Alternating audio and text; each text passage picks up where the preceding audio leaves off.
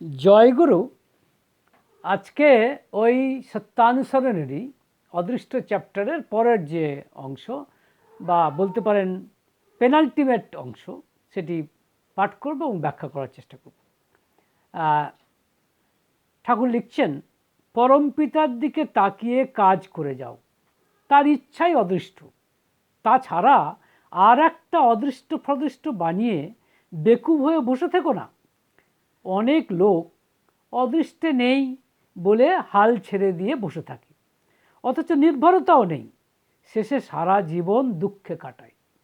ওসব আহাম্মকি। This is the statement of Shri Thakur.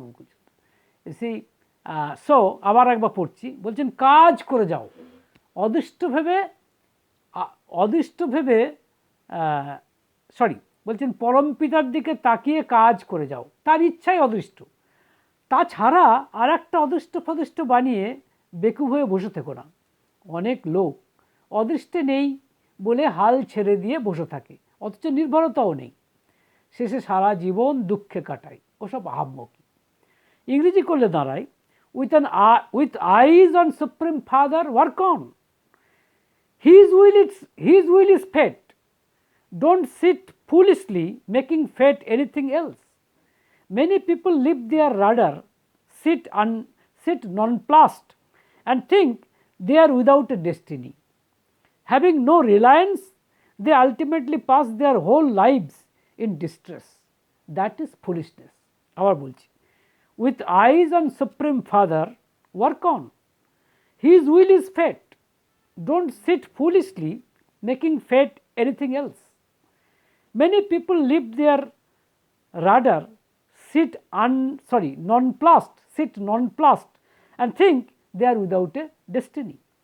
Having no reliance, they ultimately pass their whole lives in distress.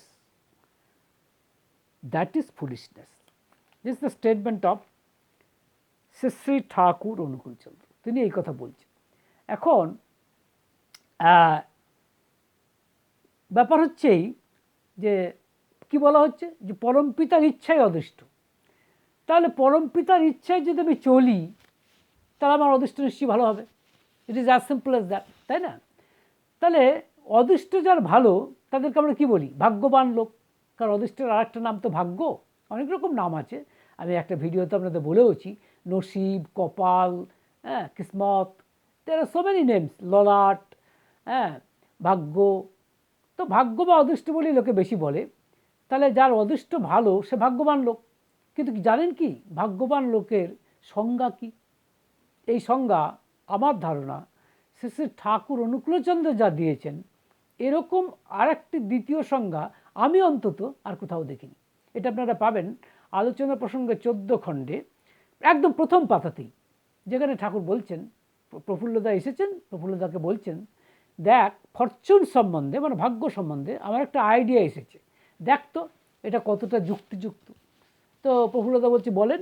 তখন ঠাকুর বলছেন, a man who can tune events and environment in favour of his existence may be called a man of fortune. ইংরেজিতে বলেছেন ঠাকুর। বলছেন, a man who can tune events and environment in favour of his existence may be called a man of Fortune.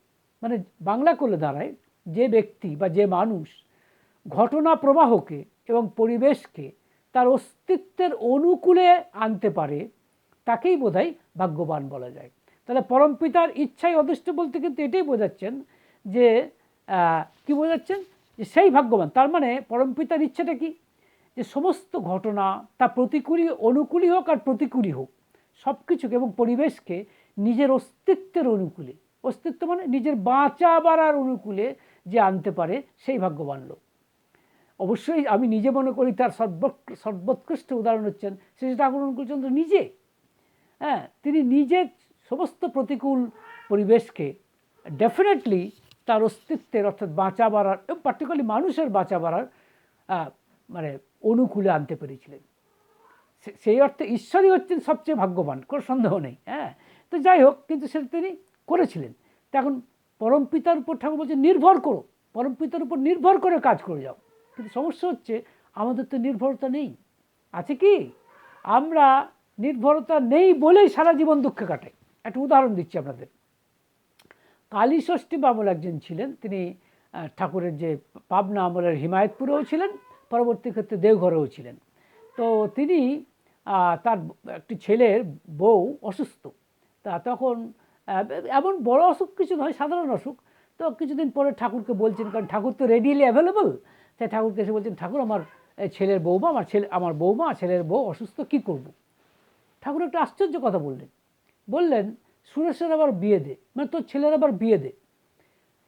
কালীষষ্ঠী মায়ের পক্ষে এই কথা, ঠাকুরের এই কথা মেনে নেওয়া কঠিন হলো। এবং তথাকথিত যারা আজকাল উদারপন্থী বা তথাকথিত যারা র্যাশনালিস্ট, তারা বলবেন এটা কীরকম কথা, নিষ্ঠুর কথা, যে ছেলে বউ বেঁচে থাকতে আরেকটা বিয়ে করতে বলছেন। কাজেই কালীষষ্ঠী মা শুনলেন না ঠাকুরের কথা। ফলত কিন্তু পরবর্তী ক্ষেত্রে আরও বেশ কিছুদিন যাওয়ার পর রোগ ক্রমশ জটিল রূপ ধারণ করলো এবং কলকাতাতে চিকিৎসা করেও কিন্তু তার মৃত্যু হলো। এখন আপনারা বলতে পারেন এর কি কোনো বিজ্ঞানসম্মত আছে? নিশ্চয়ই আছে। এমন হয়তো হতে পারতো যে তাকে দেখে তার বাঁচবার ইচ্ছা উদগ্র হয়ে দাঁড়াতো এবং তার পার্টিকুলার ইমিউন সিস্টেমটাই হয়তো অন্যভাবে রিয়াক্ট করতো। হু নোজ, আমরা কিন্তু সব জিনিস জানি না। তো অবশ্যই আমি সেই প্রসঙ্গে যেতে চাইছি না, কারণ না জেনে যেতে চাইছি না। কিন্তু আমার বক্তব্যটার উপরে আমি রাখতে চাইছি যে ঠাকুরের কথা কিন্তু কালীষষ্ঠী মা শুনলেন না। তার মানেটা কি? তার মানে ঠাকুর কালীষষ্ঠী মায়ের ঠাকুরের উপর নির্ভরতা নেই। কেন নেই জানেন? এটার পিছনে কারণটা জানেন? হয়তো আপনারা শুনলে অবাক হয়ে যাবেন। এর কারণ হচ্ছে অহংকার।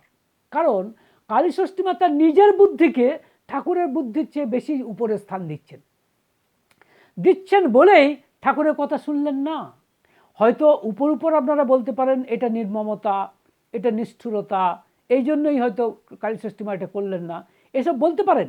কিন্তু এই কনসিডারেশনগুলো করে কালীষষ্ঠী মা এক জায়গাতে নিশ্চয়ই মনে করেছেন যে তিনি যা করছেন, অর্থাৎ তার ছেলের বিয়ে না দেওয়াটা, ঠাকুরের কথা না শোনাটা অনেক বেশি বুদ্ধির কাজ, অনেক বেশি হিউম্যানিটেরিয়ান মানে একটা অত্যন্ত মানবিক কাজ, এবং এটাই সঠিক কাজ।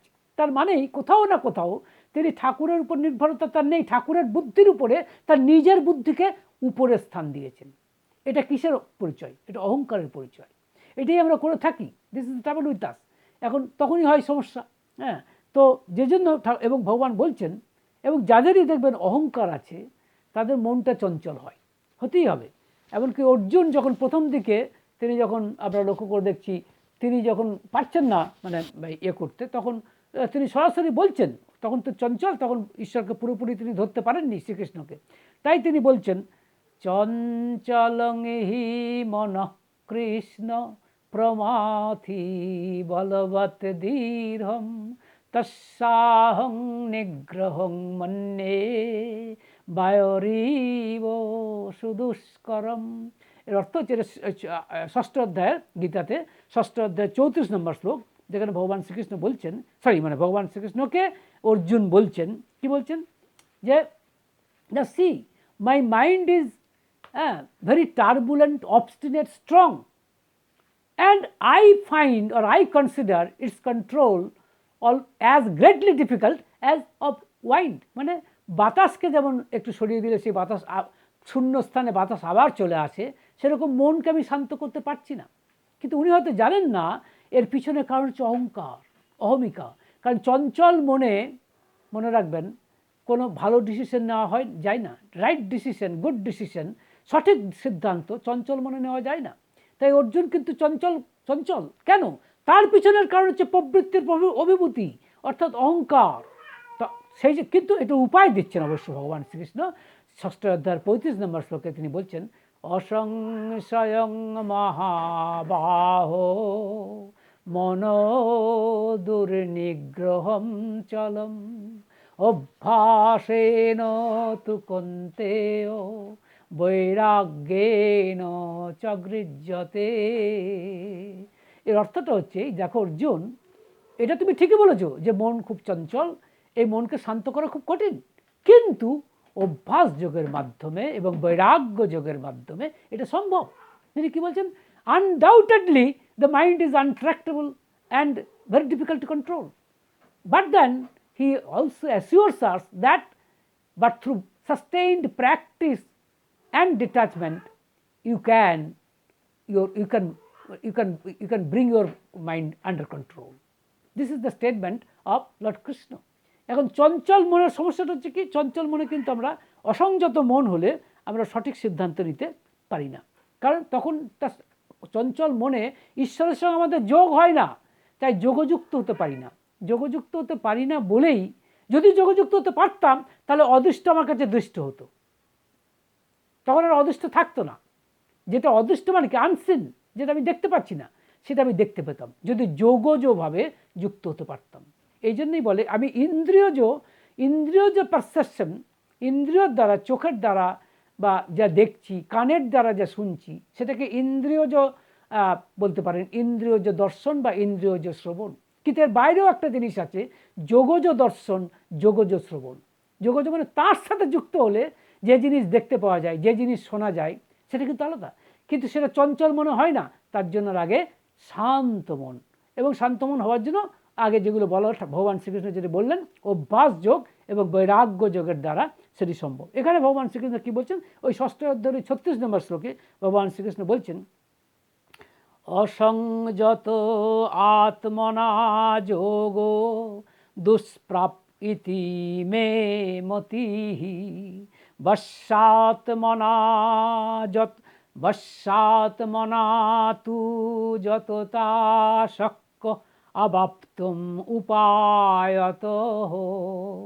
এর মানে হচ্ছে মানে এটা এরকম যে, এই যেটা বললাম যে এটা যাদের চঞ্চল মন তাদের পক্ষে এই যোগ লাভ করা, অর্থাৎ ঈশ্বরের সঙ্গে যুক্ত হওয়া সহজ নয়, পারবে না। কিন্তু এটা পারা যায় এই সমস্ত অভ্যাসের ফলে, অর্থাৎ অভ্যাস যোগের ফলে এবং বৈরাগ্য যোগের ফলে এটা কিন্তু সম্ভব। হ্যাঁ, সেই জন্য ভগবান শ্রীকৃষ্ণ বলছেন, my conviction is that this yoga is not possible to be attained through or whose mind is disturbed mind, in other words whose mind is not controlled mind, but then it can be attained through the above procedures as stated by me, মানে আমি যা বললাম, that is by through practice and through আপনার detachment, বৈরাগ্য যোগ এবং অভ্যাস যোগের মাধ্যমে এটা কিন্তু পারা যায়। এবং সমস্যা হচ্ছে পারছি না কেন, ভগবানের উপর নির্ভরতা নেই, পিছনের কারণ কিন্তু ডেফিনেটলি কোনো সন্দেহ নেই, যেটাকে আমরা বলছি অহংকার আছে বলেই আমি কিন্তু পারছি না। যেমন একটা উদাহরণ আপনাদের সামনে আমি তুলে ধরবো, তাহলে বুঝতে পারবেন যে তাহলে যে কথাটা আসছে সেটা কি আসছে, যে কেন পারছি না, এর কারণ হচ্ছে অহংকার। এবং যেহেতু পারছি না তাই আর একটা অদৃষ্ট ফদৃষ্ট বাড়িয়ে ফেলেছি। এবং কেন, কারণ অহংকার থেকে বলছি। কিন্তু সেই ঠাকুর বলছেন যে পরমপিতার দিকে তাকিয়ে কাজ করে যাও, তার ইচ্ছাই অদৃষ্ট, হিজ ভেরি উইল ইজ ফেট। তাছাড়া আর একটা অদৃষ্ট ফদৃষ্ট বানিয়ে বেকুব হয়ে বসে থাকো না। তার মানে ঠাকুর তাদেরকে ফুলিশ পার্সন বলছেন, যারা ঈশ্বরের উপর নির্ভর করে না, যারা অহংকারের উপর দাঁড়িয়ে আছে। হ্যাঁ, তাদেরকে এমনিতে আপনাদের করুণা হতে পারে, কিন্তু ঘটনা হচ্ছে তাদের ভিতরে ভয়ঙ্কর অহংকার আছে, তার জন্য তাদের এক ধরনের হীনমন্যতাও আছে। সেটা পরে আসছি। অহংকার মানে কি, অহংকারের জন্যই ঈশ্বরের কথাকে তারা নির্ভর করতে পারে না, তাদের নিজের বুদ্ধিকে ঈশ্বরের চেয়ে বেশি প্রাধান্য দেয়। তাই তারা বলে অদৃষ্টে নেই, কি করব। এও কিন্তু এক ধরনের আহাম্মকি, এও এক ধরনের মানে বোকামি তো বটেই, অ্যাট দ্য সেম টাইম অহংকারের জন্য এটা হচ্ছে। শুনলে অবাক হয়ে যাবেন। যেমন একটা উদাহরণ দিচ্ছি, এক দাদা, তার নাম দুলাল নন্দী, তিনি কলকাতা পুলিশের অফিসার ছিলেন তদানীন্তনকালে। তার স্ত্রী কি বলে, স্ত্রীর পেটে টিউমার হয়েছে, তার 2 ছেলে ট্রেনে রেলে কাটা পড়ে গেছে, এরকম অবস্থা। এবং শুধু তাই নয়, তার চাকরিটা অন্যায়ভাবে তিনি সাসপেন্ড হয়ে গেছেন এবং হয়তো চাকরিটা চলে যাবে, এরকম একটা অবস্থা, একটা চরম দুর্দৈব। এরকম একটা অবস্থায় খুব তারা কষ্ট করে, তার মেয়ে অ্যাকচুয়ালি ঠাকুরের কাছে নিয়ে গেছে, মানে দেওঘরে। তিনি অবশ্য আশা করছেন না কিছু হবে, কিন্তু মেয়েটি যখন নিয়ে গেল এবং ঠাকুরের কাছে প্রণাম করে যখন তাদের ঘটনাটি বলল, তখন ঠাকুর বললেন, তুমি আমাকে একটা লোহার সিন্দুক দাও, এবং সেই লোহার সিন্দুকটা যেন, মানে লোহার আলমারি, সেইটা যেন, বা সিন্দুক যাই হোক, যেটার গেজটা যেন 18 গেজের হয়, এরকম একটি কথা বললেন। ওই দুলাল নন্দী তার ঠাকুরকে প্রণাম করে আসার পর চলে আসছেন। সেখানে হাউজারম্যানরা, এই কথাটা লেখা আছে বিইং অ্যান্ড বিকামিং বইতে, যেটা রে আর্চার হাউজারম্যানের লেখা, ঠাকুরের আমেরিকান ভক্ত। সেই হাউজারম্যানরা সেখানে উপস্থিত ছিলেন। সেখানে তিনি দেখছেন চলে আসছেন। তারপরে হাউজারম্যানরা বলছেন, ঠাকুর কি বললেন? বলছে হ্যাঁ এই তোমাদের ঠাকুর, আমার এই চরম বিপদ সব শেষ হয়ে যাচ্ছে, আর এই সময় তোমার ঠাকুর এই লোহার সিন্দুক চাইছে, দরকার নেই, এই যত সব বুজরুকের দল বলে সে বেরিয়ে আসছে। কিন্তু লক্ষ্য করে দেখা গেল বা হাউসদারম্যানদের দেখলেন তার মেয়ে কিন্তু বলছেন পিছন পিছন আস্তে আস্তে বলছেন বাবা এছাড়া কিন্তু আমাদের আর কোনো উপায় নেই। তো যাই হোক 3-15 পরে সে কিন্তু সত্যি একটা লোহার সিন্দুক সে এনে দিয়েছে। হ্যাঁ, পরবর্তী ক্ষেত্রে মাসখানেক পরে সে পুলিশের ড্রেস পরে এসেছে তার মেয়ে, জামাই এবং তার স্ত্রীকে নিয়ে। কী হয়েছে না, দেখা গেছে যে তার স্ত্রীর যে টিউমারটা সন্দেহ করেছিল ক্যান্সার এবং হয়েছিল আপনি আস্তে আস্তে শুকিয়ে গেছে, হয়তো ওষুধের গুণেই কিন্তু শুকিয়ে গেছে। এবং তার মেয়ে, হ্যাঁ বাড়িতে মেয়ের প্রথম সন্তানটা নষ্ট হয়ে গেছিলো, আবার দ্বিতীয় সন্তান এসেছে এবং তার চাকরি সসম্মানে আবার পুনঃপ্রতিষ্ঠা হয়েছে। তখন তিনি জড়িয়ে ধরছেন হাউজারমান্দাকে। পরবর্তী ক্ষেত্রে হাউজারমান্দা কিছু বুঝে বলছেন চলুন তো একজন জ্যোতিষীর কাছে আপনার হাতটা দেখাই। তা হাতটা দেখিয়েছে, তা বলছে যে আপনি এখনও বেঁচে আছেন, মানে সরি আপনার এইসব আপনার স্ত্রী বেঁচে আছে? বলে হ্যাঁ। বলে আপনি আবার চাকরি ফেরত পেয়েছেন? বলছে হ্যাঁ। বলছে কিন্তু এরকম তো হওয়ার কথা ছিল না। বলে কেন? এরকম তো আপনার তো হাতে এরকম অদৃষ্টতে এরকম কথাই লেখা ছিল। তখন বলছে তো কোনো উপায় ছিল না? বলছে হ্যাঁ উপায় ছিল কিন্তু এখন তো নেই। বলে কি? কোনো সদ্গুরুকে যদি লোহা দান করা যেত তাহলে তার থেকে রক্ষা পাওয়া যেত। তখন হাউজারমান্দা যা বোঝার বুঝল, কিন্তু কথা তা নয়। তখন কেন বুঝতে পারলেন না এই দুলাল নন্দী ঠাকুরের কথাকে অবিশ্বাস করলেন কেন? তার কারণ ঠাকুরকে ভাবলেন একজন মানুষ। ট্রাবল ইজ ঠাকুরকে তিনি মানুষ ভাবছেন। আপনারা জানেন যে নবম অধ্যায়ের মানে সম্ভবত হ্যাঁ 11 নম্বর গীতার নবম অধ্যায়ের 11 নম্বর শ্লোক, যেখানে ভগবান শ্রীকৃষ্ণ বলছেন অবজানন্তি মাম মূঢ়া মানসীম তনুমাশ্রিতম। কি বলছেন? যে পরম ভাব অজানন্ত মম ভূত মহেশ্বরম। এর অর্থ হচ্ছে যে এরা আমার আসল প্রকৃতিকে জানে না বলে এরা আমাকে সাধারণ মানুষ মনে করে, কারণ আমার ভূত মহেশ্বর রূপ এরা জানে না। তাই বলছেন not knowing my supreme nature this foolish persons reckon me or you can say consider me as foolish person, as a সাধারণ মানুষের মতো, ordinary person. They do not know my supreme nature. সেটাই ভগবান শ্রীকৃষ্ণ বলছেন যে, এবং সেই জন্য তারা আমাকে ডিসরিগার্ড করে অ্যাজ সাধারণ মানুষ হিসেবে। কিন্তু যে বুঝেছে সে, যেমন ঠাকুরকে কত মানুষ দেখেছে, কোটি কোটি মানুষ দেখেছে, তারা কী ভাবছে একটা বয়স্ক লোক খুক খুক করে কাশছে, তিনি আবার ভগবান হবেন কী করে, যে নিজেই নিজের রোগ সারাতে পারছেন না। This was the general conception regarding the you can say regarding the people who were around him. কিন্তু তাই কি যারা দেখতে পেয়েছে তারা দেখতে পেয়েছে। এমনকি ভগবান শ্রীকৃষ্ণ বলছেন যে তাকে বহু মানুষ কী ভাবছেন? সাধারণ মানুষ। সেজন্যই বলছেন অবজানন্তি মাম মূঢ়া মানসীম তনুমাশ্রিতম পরম ভাবম অজানন্ত মম ভূত মহেশ্বরম। That is not knowing my supreme nature. The foolish person, they regard me as ordinary person because they do not know my inner nature. তো যাই হোক এইটা হচ্ছে কথা।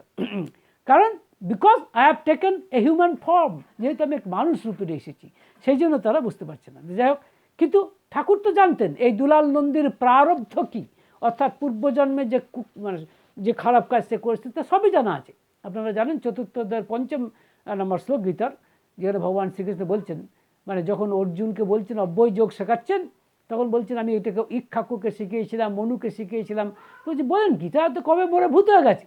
তখন ভগবান শ্রীকৃষ্ণ বলছেন বহুনি মে ব্যতীতানি জন্মানি তব চার্জুন তন্নাহং বেদ সর্বাণি নতং বেত্থ পরন্তপ। মানে many lives have passed, both of us, you see, for both of us, but the difference between you and me is that I know them all but you know not. This is the difference. তোমার এবং আমার বহু জন্মগত হয়েছে, কিন্তু তোমার সঙ্গে আমার তফাৎ হচ্ছে যে তুমি সেই সমস্ত জন্মের কথা জানো না আর আমার সব স্মরণে আছে। This is the difference.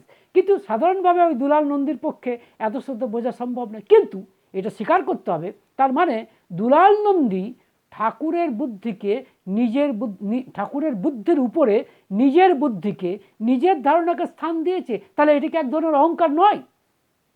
এবং মনে রাখবেন অহংকারের সাথে সাথেই একটা হীনমন্যতা থাকে, মনে রাখবেন হীনমন্যতা থাকতেই হবে, না থাকলে হতেই পারে না। যেই জন্য দেখবেন আমরা লক্ষ্য করে দেখছি যে ঠাকুরজি বলছেন যারা হাল ছেড়ে দিয়ে বসে থাকে, হ্যাঁ, বলে অদৃষ্টে নেই, কিন্তু এটা এক ধরনের হীনমন্যতা যেটা আসছে অহংকার থেকে, অহমিকা থেকে। হ্যাঁ, যেরকম আপনার একদিন আমরা লক্ষ্য করছি 1950 সালের 9ই ফেব্রুয়ারি, এটা আপনারা পাবেন আলোচনা প্রসঙ্গে 19 খণ্ডে, যেখানে লক্ষ্য করে দেখছি যে অজয়দা, জনৈক অজয়দা বলে একজন ব্যক্তি ঠাকুরকে বলছেন যে বিদ্বেষটা তো প্রবৃত্তি প্রসূত।